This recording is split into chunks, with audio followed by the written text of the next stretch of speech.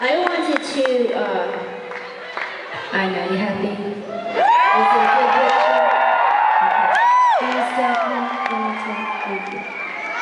You know, it was a crappy picture because it's up to the chin.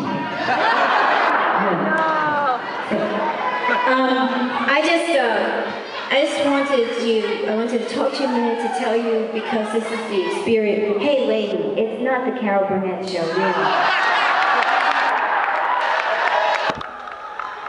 Alright, so I love you too, okay? And whatever else the problem is, I hope it gets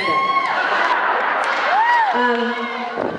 So this whole thing I set up because I wanted... Easy, shut the fuck up!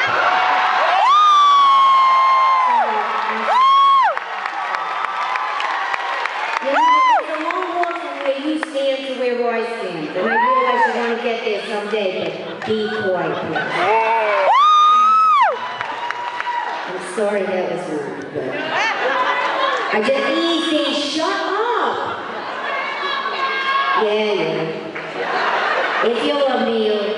Zip it, please. Alright. Whatever. I love you too.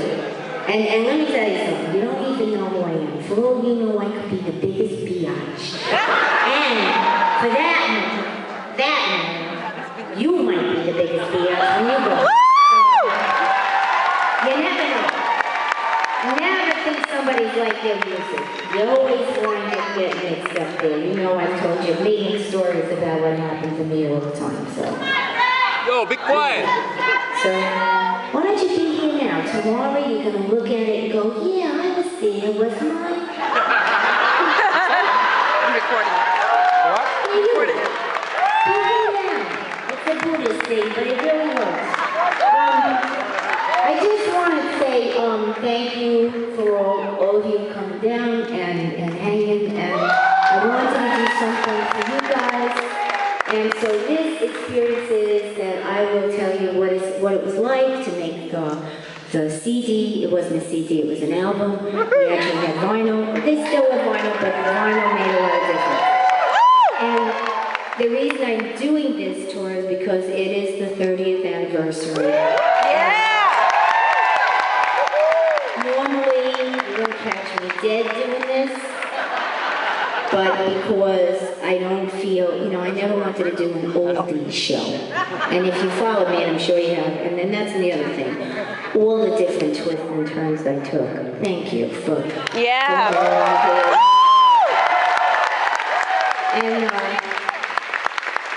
And you know, since I did the Broadway show, I don't feel like that. Do whatever the heck I want. Yeah. And I feel like, you know, I don't know, like sometimes you watch those shows and it's like, do you remember when? And you're like, oh God, no, don't go there. But anyway, I am going there now to tell you the story about when we made this record. It was one of those things that was really important to me. I gave up one of my beloved band so that I could go on to do this album. And the person that mixed and recorded and was one of the producers is William Whitman. And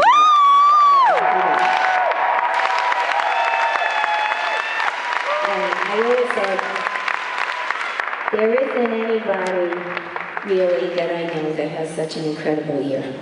Children? No, I'm kidding. No, but it's true. The way he hears things is different.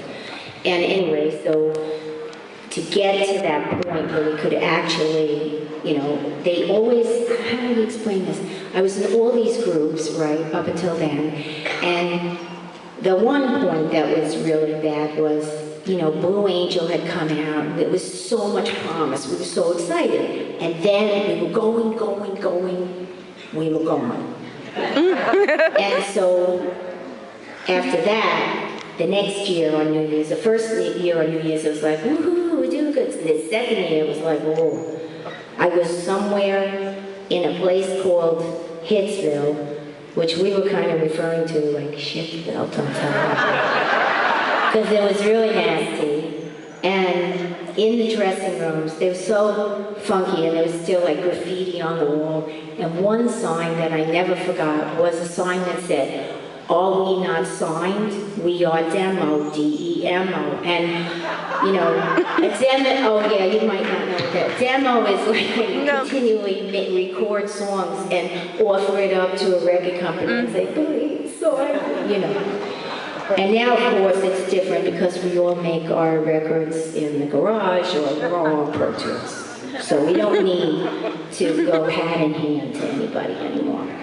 But at that point, I was so thrilled to be able to make my music, or continue making music and actually recording it. So when I approached this album, I wanted to make something that meant something and that would last, and that I could use maybe art, my history of art. I was an art major. Dropped out, okay. And combine it with music. So that's how I went about it.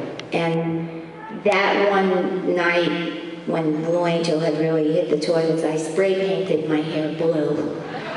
And I had a new boyfriend who I really liked, and he was really funny, and his name was Dave Wolf. Yeah. And he was coming to see me, and I was very nervous because as a lead singer, really, you know, if you have a boyfriend, they're not so keen on seeing you stand on the seats and go, you know, it's to them not attractive. So I guess back then, who knows what it is now, I don't know, but I'll ask my son.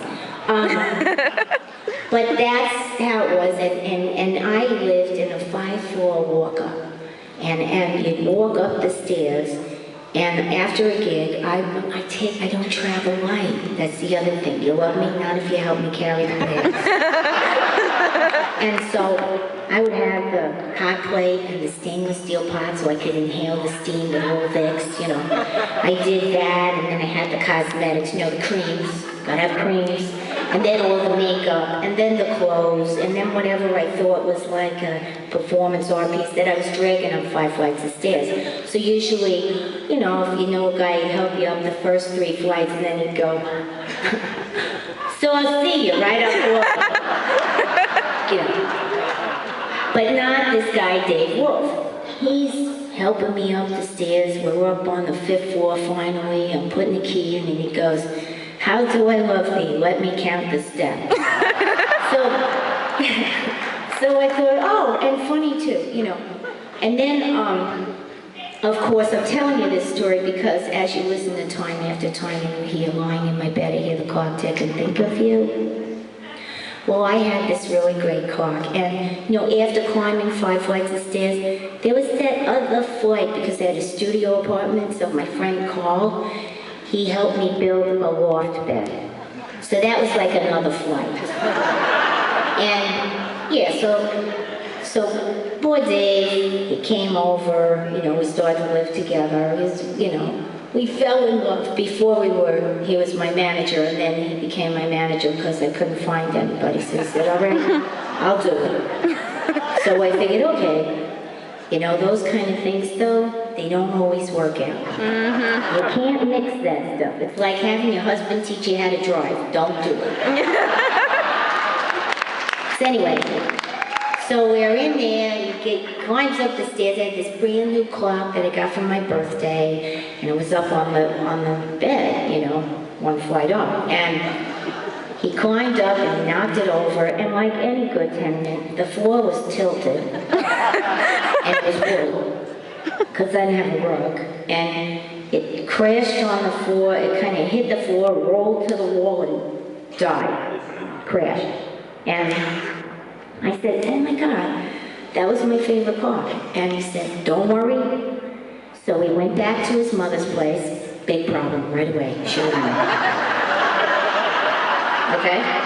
Anyway, and he brings back a clock. It was Mom's clock. You know, she never liked me.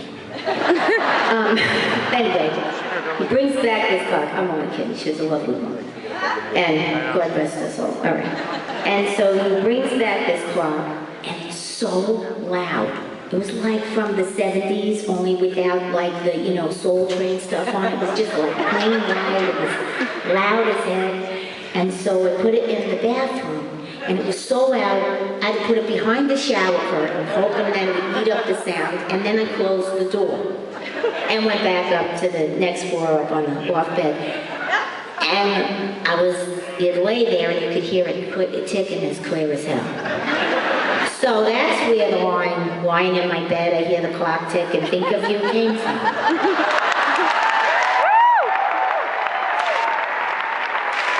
Right? And what else?